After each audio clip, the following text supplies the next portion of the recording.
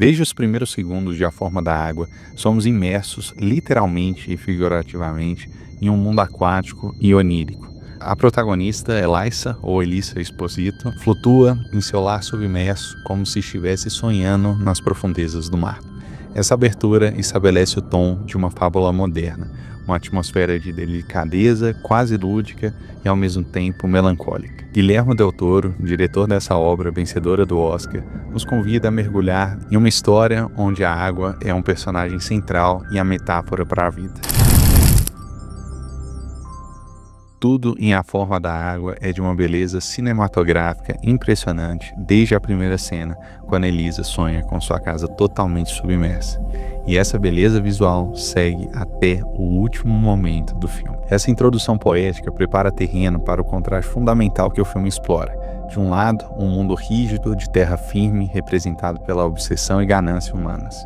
E do outro lado, o reino fluido da água, que segue seu caminho natural e orgânico, contornando obstáculos com paciência e persistência. No fundo, A Forma da Água é uma parábola sobre aceitar o fluxo da vida e do amor, em oposição a tentativas violentas de contê-los. A água não possui forma fixa, ela se molda ao recipiente que o contém, mas permanece essencialmente livre. Nesse filme, o amor e a empatia demonstram ter a mesma natureza fluida, escapando das amarras do preconceito e da crueldade. O resultado é um conto cinematográfico, poético, que como a água toca e transforma tudo ao seu redor, firmando-se como um clássico contemporâneo que transcende o tempo. Em A Forma da Água, Guillermo del Toro contrapõe explicitamente a sede de controle e a ganância humana contra a força serena da natureza simbolizada pela água. O vilão, Strickland, encarna essa obsessão pelo domínio. Ele é um agente governamental implacável, determinado a possuir, a subjugar tudo aquilo que deveria maravilhá-lo. Strickland trata a criatura aquática, um ser meio homem, meio anfíbio, capturado na Amazônia, como um simples recurso. Ele a chama de asset, ou seja, de ativo de laboratório. Para ele, o deus anfíbio é apenas uma coisa a ser explorada pela ciência e pela militarização, um troféu da Guerra Fria. Seu fanatismo patriótico beira a crueldade cega. Ele tortura a criatura e zomba do que não compreende. Busca promover o progresso a todo custo, mesmo que pela morte. Strickland é obcecado por poder e status, dirige um carro Cadillac novo de cor vibrante, almeja a promoção, exige ordem e limpeza extremas, evidenciando sua ganância e apego a símbolos de status. Del Toro pinta esse antagonista com as cores sombrias de várias mazelas humanas. Strickland é racista, hipócrita em seus valores familiares, adepto ao consumismo ostentatório, torturador, abusador, em suma, um compêndio de todos os monstros que a gente encontra na nossa realidade diariamente. Ele representa a arrogância de quem acredita que tudo está a seu dispor para ser conquistado ou destruído. Sua violência estéril contrasta fortemente com sua natureza fluida e geradora da água. Enquanto ele tenta conter e secar toda a alteridade, a água insiste em escapar pelas frestas. Repare como a chuva começa a cair insistentemente conforme a trama avança, quase como se o universo reagisse à injustiça. No clímax, uma tempestade torrencial inunda a cena, a natureza rompendo as barreiras impostas pela ganância humana. Não por acaso, a criatura veio da Amazônia, reverenciada como divindade pelos povos nativos, apenas para acabar sendo maltratada nas mãos de quem se acha no direito de proteger interesses nacionais. Essa oposição resume o conflito central. A ganância humana vê até mesmo um milagre vivo apenas como um objeto, ao passo que a água e tudo que ela simboliza resiste a essa objetificação. A água flui, cura e transforma, atributos que vemos literalmente na criatura, capaz de regenerar vidas e aceitar a Elisa sem julgamentos. Já a obsessão de Strickland estanca e destrói, e aos poucos destrói a si mesmo, algo simbolizado pelos dedos gangrenados que ele insiste em manter grudados à mão, recusando-se a reconhecer a própria deteriorização moral. É interessante ver como os símbolos de status são mais importantes que o seu próprio corpo. Seus dedos ceifados doem menos que a ameaça de perder seu emprego. Del Toro sugere de forma poderosa que a verdadeira monstruosidade não reside no ser aquático incomum, e sim no homem civilizado que tenta dominá-lo a ferro e fogo. Enquanto Strickland seca tudo ao seu redor, inclusive as pessoas, com seu autoritarismo, arrogância, Elisa e a criatura trilham o caminho natural da água, encontrando brechas para seguir adiante. Essa corrente de vida, movida por empatia, acabara por escapar do controle, tal como a água sempre encontra um caminho para fluir. No coração de A Forma da Água está a história de um amor improvável que desafia convenções e nos convida a exercitar a empatia em seu grau mais puro. Elisa é uma jovem faxineira muda, solitária, mas repleta de sensibilidade, que vive uma rotina simples nos bastidores de um laboratório secreto. Quando ela cruza o olhar com aquela criatura aprisionada, surge entre eles uma conexão silenciosa, baseada em gestos e entendimento mútuo. Ele não vê Elisa como incompleta para aquele ser anfíbio. Ela é inteira exatamente como é, e Elisa enxerga além da aparência do chamado monstro. Ela vê uma alma inteligente, curiosa e sofrida, digna de compaixão. Nasce um amor que foge aos padrões de um romance não convencional entre duas espécies diferentes, mas que o filme trata com profunda ternura e respeito. Del Toro nos faz temer pelo destino da criatura e torcer pelo casal, invertendo a lógica de tantos filmes de monstros do passado. O público não teme a criatura, mas teme pela criatura nas mãos dos humanos que não entendem nem a respeitam. Essa inversão emocional, sentir empatia pelo outsider e desconfiança dos ditos normais, é uma das ousadias que tornam A Forma da Água tão especial. Ao subverter clichês de décadas, o filme consegue gerar empatia profunda e nos fazer repensar nossos preconceitos. Afinal, quem disse que a bela precisa ser humana e a fera inumana? Aqui, a bela e a fera encontram um no outro a beleza que a sociedade lhes nega e o triunfo do afeto sobre o medo do diferente. Empatia também une os personagens coadjuvantes. Giles, vizinho de Elisa, é um ilustrador homossexual que conhece bem a dor de ser excluído. Zelda, colega de trabalho de Elisa, é uma mulher negra frequentemente menosprezada. Ambos se solidarizam com Elisa e ajudam sem hesitar em sua arriscada missão de liberar o amigo anfíbio. O filme celebra essas alianças de empatia entre os marginalizados. São eles tidos como estranhos pela sociedade que demonstram a humanidade mais verdadeira.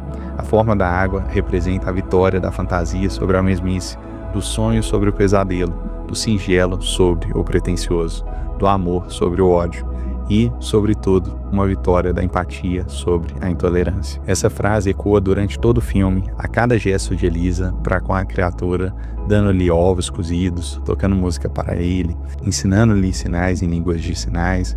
Vemos a empatia derrotando as barreiras do preconceito. O amor apresentado aqui é não convencional sim, mas profundamente humano em sua necessidade de conexão. E é através desse amor empático que A Forma da Água nos mostra que a verdadeira beleza reside na diversidade e na capacidade de se colocar no lugar do outro. Uma das características mais poéticas de A Forma da Água é a ênfase na comunicação não verbal. Elisa não fala com voz, sua linguagem é dos sinais, dos olhares, dos sorrisos contidos. A criatura também não articula palavras humanas. Em vez disso, emite sons e expressa emoções através de gestos cambiantes e tons nos olhos. Assim, quando esses dois seres se encontram, o diálogo que se estabelece dispensa palavras. Quando ele olha para mim, ele não sabe que sou incompleta. Elisa sinaliza para Giles, explicando o que sente. Nesse instante, compreendemos que eles se entendem de alma para alma. Del Toro sublinha esse tema mostrando que, curiosamente, não são os personagens falantes que mais sofrem com a incomunicabilidade. Giles, apesar de eloquente, não consegue dizer ao rapaz da lanchonete o que sente. Zelda fala, mas não é ouvida pelo marido em casa. O próprio Strickland, com todo o seu falar autoritário, vive em uma bolha incapaz de realmente se comunicar com uma pessoa. Em contraste, Elisa e a criatura comunicam-se de forma impecável através do silêncio compartilhado. Seus olhares e gestos dizem tudo o que é preciso. As palavras podem mentir, mas não os olhares, e os deles são de pura sinceridade. Cinematograficamente, A Forma da Água explora essa linguagem do silêncio com maestria. A atuação expressiva de Sally Hawkins transmite sentimentos complexos apenas com olhares e linguagem corporal, fazendo com que a gente se prenda a cada nuance do que Elisa sente. Em vários momentos chaves, o silêncio fala mais alto que qualquer diálogo. Pense, por exemplo, na cena em que Elisa, desesperada para convencer Giles a ajudá-la a salvar a criatura, enche-se de coragem e expressa em uma língua de sinais toda a sua indignação. Ela grita em silêncio, gesticulando enfaticamente e mesmo sem som, sua voz interior ressoa forte. Além disso, Del Toro conta a história por meio de imagens carregadas de significado. O filme confia na narrativa visual, reflexo talvez do amor de Elisa por cinema mudo e musicais antigos que valorizam a imagem. Muitos diálogos são substituídos por olhares para objetos, um vinil girando na vitrola comunica mais do que palavras poderiam, um risco de sangue na parede conta a história de uma violência ocorrida, diálogos muitas vezes silenciosos não são menos significativos. Del Toro coreografa essa cena como um balé delicado. O uso recorrente de símbolos visuais, como os ovos que representam a vida simples e a conexão inicial entre Elisa e o anfíbio, ou o sapato vazio de Elisa deixado na doca, um silencioso indício de uma transformação final, substitui exposições verbais por pura poesia imagética. Assim, A Forma da Água nos lembra do poder do cinema enquanto linguagem universal, em que expressão facial, música e fotografia contam uma história tão claramente quanto qualquer diálogo. Nesse filme, o silêncio se torna poesia e a imagem é o discurso mais eloquente. Visualmente, A Forma da Água é uma ode ao elemento da água. A direção de arte e a fotografia constroem um universo úmido e aquático, mesmo quando os personagens estão em terra firme. Há uma paleta cromática dominada por tons de azul, verde e ciano, conferindo um aspecto subaquático a quase todos os ambientes. Como aponta o designer de produção do filme, o mundo de Elisa é cercado por azul petróleo, ciano, texturas envelhecidas e formas curvas, evocando o fluxo da água, enquanto até mesmo os objetos cotidianos reforçam essa presença.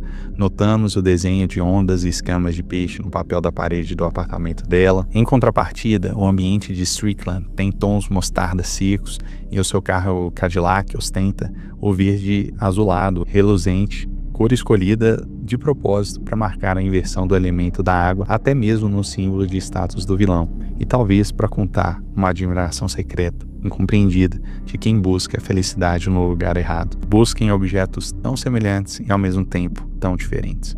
Tudo no design visual fala em língua aquática. O laboratório frio e estéril está inundado de luz azulada. A cidade vive debaixo de chuvas constantes e nas cenas em casa de Elisa há um vapor, o banho, os reflexos ondulares nas paredes. O filme inteiro anuncia a presença da água por meio das cores e dos gestos fluidos de câmera, quase como se estivéssemos debaixo d'água o tempo todo, como se quisesse nos mostrar que a forma da água reflete a natureza de tudo que existe, que é dominante e soberana. A fotografia utiliza lentes em movimentos que deslizam suavemente, lembrando um nado gracioso. Quando Elisa e a criatura interagem, a câmera frequentemente dança ao redor deles, em tomadas circulares ou flutuantes. A própria montagem é ritmada, sem cortes bruscos, privilegiando transições que escorrem de uma cena para outra. Dessa forma, a forma do filme em si, sua estética, toma emprestado a fluidez da água. Toda essa estética não é vazia de significado. A água simboliza a vida, a mudança e a liberdade. No filme, a água é sinônimo de lar e segurança para aquela criatura. Quando ele está submerso, ele está salvo. Fora da água, agoniza. Para Elisa, a água representa seus momentos de intimidade, os banhos diários onde sonha acordada, e acaba simbolizando também a possibilidade de transformação e escape. A frase do título nos lembra que a água pode assumir qualquer forma, e assim também o amor e a esperança assumem a forma que precisam para sobreviver. Ao envolver a história inteira em motivos aquáticos, Del Toro reforça a ideia de que tudo na vida é um ciclo que flui. O amor flui, a empatia espalha e até mesmo a dor pode ser dissolvida. Visualmente saímos do filme quase sentindo a umidade no ar, como se estivéssemos nós mesmos nadados por contos de fadas submarinos. Guillermo del Toro é fascinado por monstros, mas em seus filmes nem sempre os monstros são quem parecem ser. A Forma da Água reflete essa assinatura autoral ao perguntar quem é o verdadeiro monstro. À primeira vista, temos uma criatura escamosa de olhos grandes e garras afiadas que lembraria um monstro clássico de matinês de horror, mas logo o filme deixa claro que a monstruosidade genuína habita não nas feições do anfíbio, e sim nos atos dos humanos ao seu redor. Del Toro subverte a dinâmica tradicional dos contos fantásticos. Aquilo que é diferente e assustador à superfície revela-se até mesmo divino, enquanto a figura humana respeitável torna-se o vilão cruel. Essa visão ecoa deliberadamente no filme O Monstro da Lagoa Negra, de 1954, que inspirou Del Toro. Na obra de 1954, o monstro era caçado pelo galã americano. Em A Forma da Água, Del Toro imaginou o outro lado dessa história. E se a criatura e a garota pudessem se amar ao invés de temer um ao outro? Aqui, o homem branco, militarizado, que seria o herói nos anos 50, vira o algoz. E o ser antes rotulado de monstro vira a vítima. O público, consequentemente, passa a temer o humano e compadecer-se da criatura. Essa troca de papéis torna explícita a crítica. Os verdadeiros monstros são a intolerância, a violência e a arrogância humana. Strickland, como discutido, personifica isso. Sua presença em cena é frequentemente filmada em ângulos duros, sombras fortes, recortando seu rosto, linguagem visual que sublinha seu caráter ameaçador e inumano.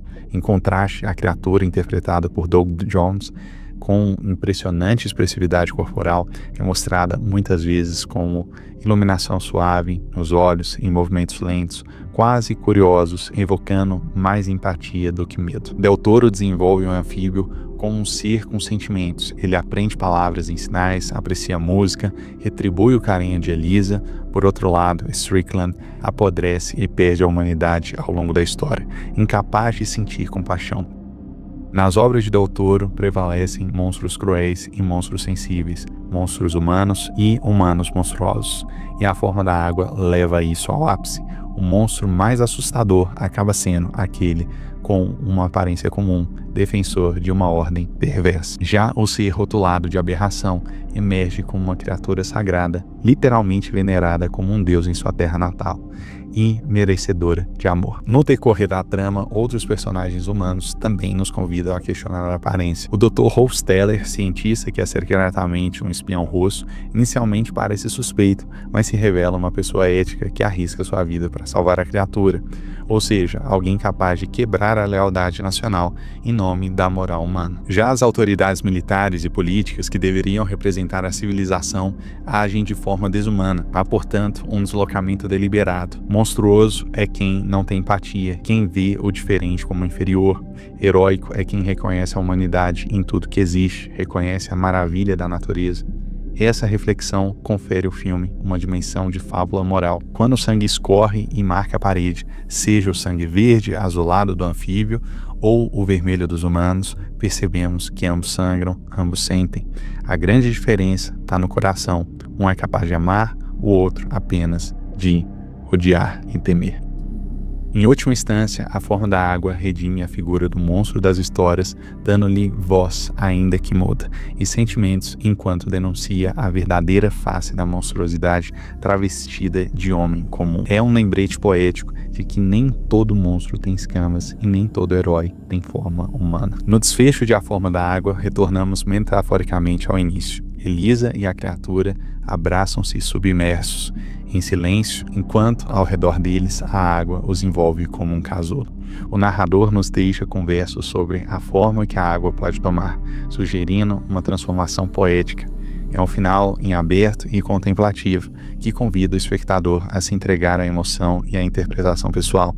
Essa conclusão, longe de fornecer respostas fáceis, nos faz ficar alguns instantes em reflexão após os créditos subirem, exatamente como os grandes clássicos do cinema costumam fazer. Tudo o que o roteiro desenvolveu, a crítica à ganância, à intolerância, a exaltação do amor empático, a celebração do silêncio eloquente, a exuberância visual da água, a inversão dos papéis de monstros e heróis, a homenagem à fantasia cinematográfica e principalmente, para mim, a celebração do belo, né? A demonstração da necessidade humana de reduzir toda a maravilha do universo à nossa compreensão limitada. Tudo isso converge para criar uma experiência profundamente sensorial e espiritual. Em última instância, A Forma da Água se tornou um clássico moderno porque seus temas e a execução ressoam universalmente. É uma fábula visualmente deslumbrante e emocionalmente rica que fala sobre tolerância, amor e a beleza do universo. Assim como A Água, essa obra-prima de Guillermo del Toro assume muitas formas. É romance, fantasia, comentário social e uma carta de amor ao cinema. Tudo isso ao mesmo tempo, fundindo-se de maneira orgânica. Sua mensagem final é delicada e poderosa. Deixe-se levar pela correnteza da empatia e do amor, pois nelas reside a essência do humano. Ao terminar esse ensaio audiovisual, a câmera imaginária se afasta lentamente de Elisa e de sua criatura amada, submersos em um abraço eterno, as luzes dançando através da água, ao som dos acordes finais. Cabe a nós, espectadores, contemplar em silêncio essa imagem e sentir a sua verdade. O filme termina com as frases de um poeta apaixonado há séculos, incapaz de descrever seu amor. Ele diz que é mais fácil perceber que está em todo lugar à sua volta, que sua presença preenche seus olhos de amor, aquece seu coração em todo lugar. Essas palavras se referem a Elisa, mas cada um de nós vai lembrar de uma pessoa diferente.